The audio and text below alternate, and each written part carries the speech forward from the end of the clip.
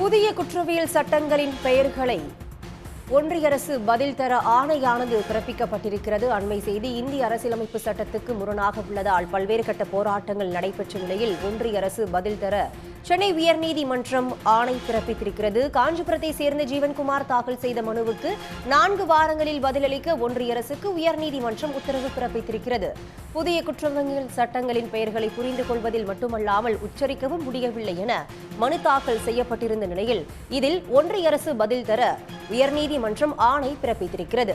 புதிய குற்றவியல் சட்டங்கள் தொடர்பாக அதற்கு எதிர்ப்பு தெரிவித்து கண்டனங்கள் தெரிவித்து நாடு முழுவதும் வழக்கறிஞர்கள் பல்வேறு கட்ட போராட்டங்களில் ஈடுபட்டிருந்த நிலையில் இது தொடர்பான மனு உயர்நீதிமன்றத்தில் தாக்கல் செய்யப்பட்டது. இதற்கு ஒன்றிய அரசு பதில் தர உயர்நீதிமன்றம் ஆணை பிறப்பித்திருக்கிறது.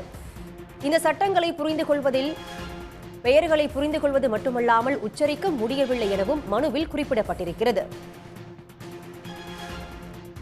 3 புதிய குற்றவியல் சட்டங்களுக்கு எதிரான வழக்கில் ஒன்றிய அரசு 4 வாரங்களில் பதிலளிக்க சென்னை உயர்நீதிமன்றம் உத்தரவு பிறப்பித்திருக்கிறது. காஞ்சிபுரத்தை சேர்ந்த ஜீவன்குமார் தாக்கல் செய்த மனுவுக்கு 4 வாரங்களில் பதிலளிக்க ஒன்றிய அரசுக்கு உயர்நீதிமன்றம் ஆணை பிறப்பித்திருக்கிறது. புதிய குற்றவியல் சட்டங்களின் பெயர்களை புரிந்து கொள்வதில் மட்டுமல்லாமல் உச்சரிக்கவும் முடியவில்லை என மனு தாக்கல் செய்யப்பட்டிருக்கிறது. இதில் 4 வாரங்களில் ஒன்றிய அரசு பதில் தர உயர்நீதிமன்றம் ஆணை பிறப்பித்திருக்கிறது. இது பற்றி விரிவான தகவலை தர காத்திருக்கிறார் சிறப்பு செய்தியாளர் ரமேஷ்குமார். இந்த வழக்கின் அந்த மனுவில் என்னென்ன குறிப்பிட்டிருக்கிறது, ஒன்றிய அரசுக்கு உயர்நீதிமன்றம் என்ன சொல்லியிருக்கு?